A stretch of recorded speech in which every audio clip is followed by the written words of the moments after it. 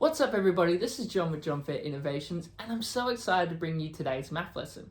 So today we're going to take a riddle that's been circulating the internet quite a lot and we're going to use simultaneous equations to solve it. Now this question, as I said, it's been on the internet quite a lot, but from my research it originates from Professor Shane Frederick, where he conducted what was called the cognitive reflective test. And from my understanding, it was questions that were phrased in a particular way to invoke a certain initial response. And the test was to see if people could overcome their initial response in order to get the correct answer. Unfortunately, most people in fact did get it wrong.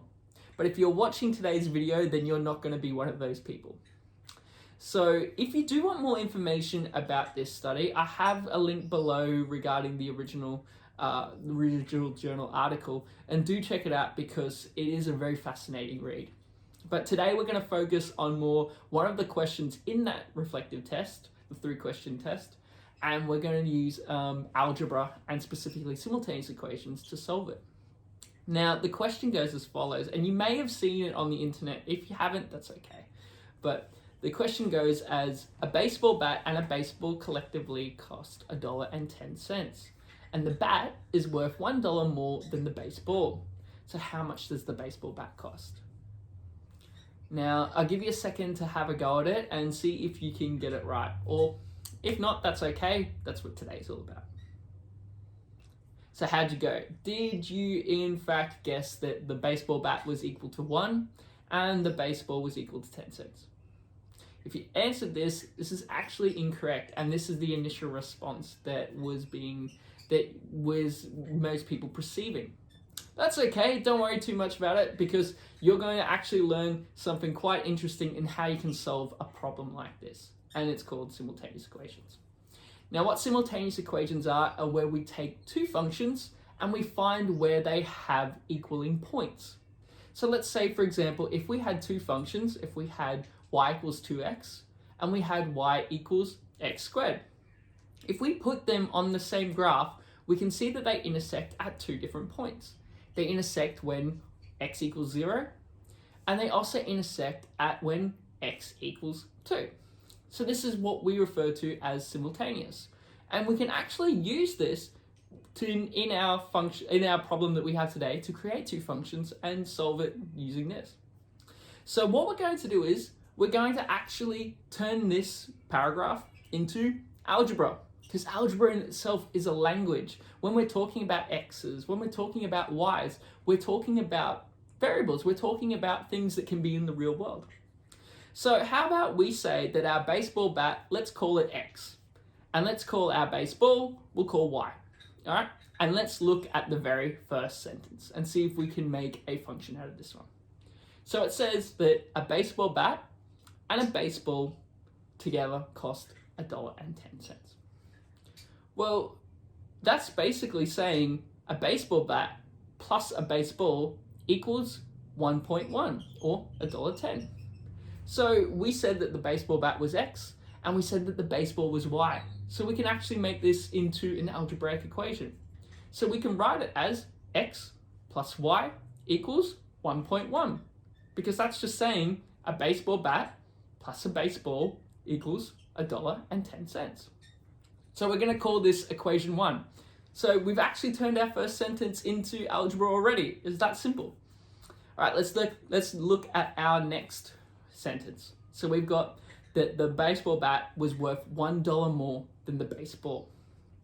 So what that's saying is that if we have our baseball bat, our baseball is going to be that plus $1 for it to be equal to $1, because it's worth 1, because the baseball bat is worth $1 more. So that's like saying the baseball bat is equal to the baseball plus 1, or plus $1. So then we can put our x's and y's in. So we can write it as x equals y plus 1. Baseball bat equals baseball plus 1.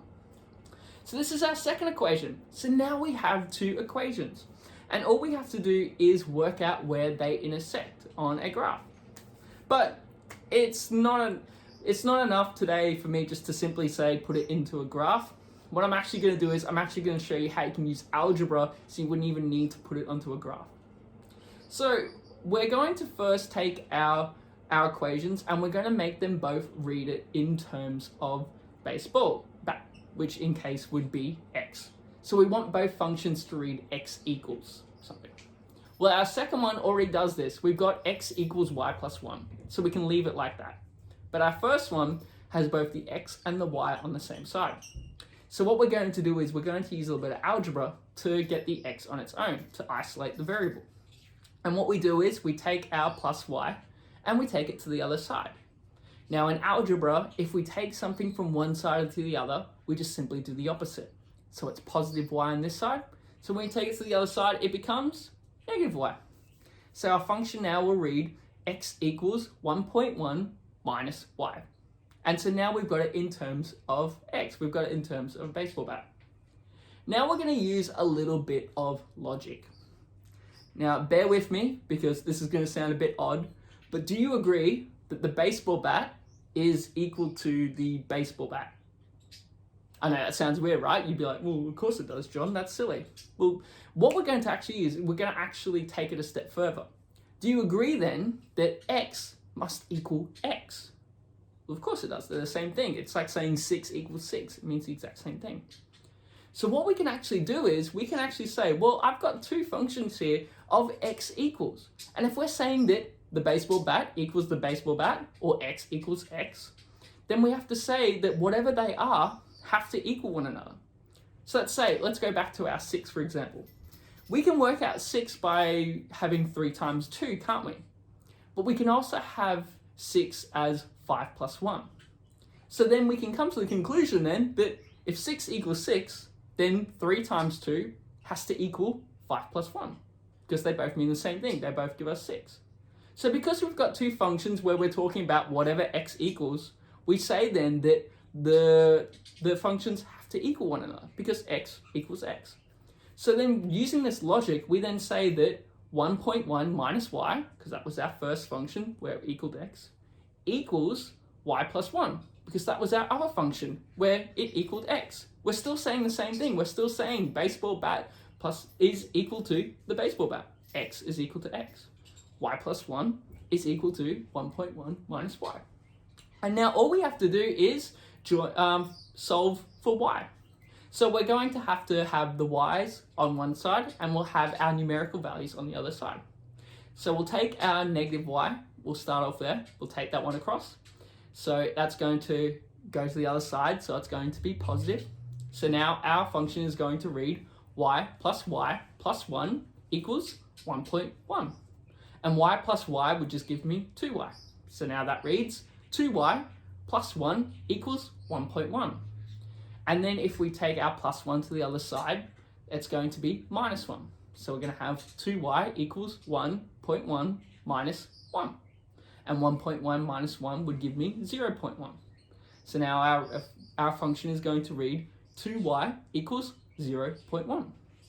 And now this 2y actually means 2 multiplied by y. So if we take the 2 away from that y to the other side and we do the opposite, we're going to divide. So what we do is we take our 2 and we divide it. So we're going to have 0.1 divided by 2. And 0.1 divided by 2 is going to give me 0.05. Or if we want to talk it in terms of money, 5 cents. So now we've worked out y is equal to 0.05. Or if you want to say, our baseball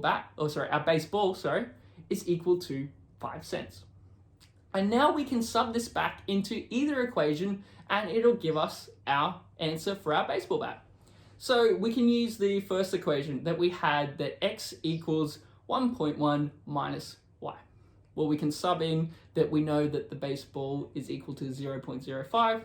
So 1.1 or $1.10 minus 0.05 or 5 cents is going to give me 1.05 or $1.05. So there we have it. Our baseball bat is worth $1.05.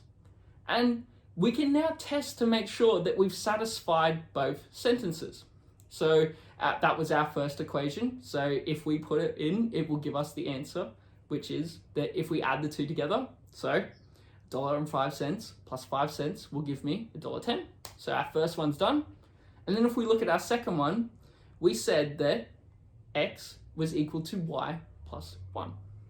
Well, if I put at x equals 1.05 and I put y as 0.05, well, 0.05 plus 1 will give me 1.05. So x equals 1.05, which is what we got.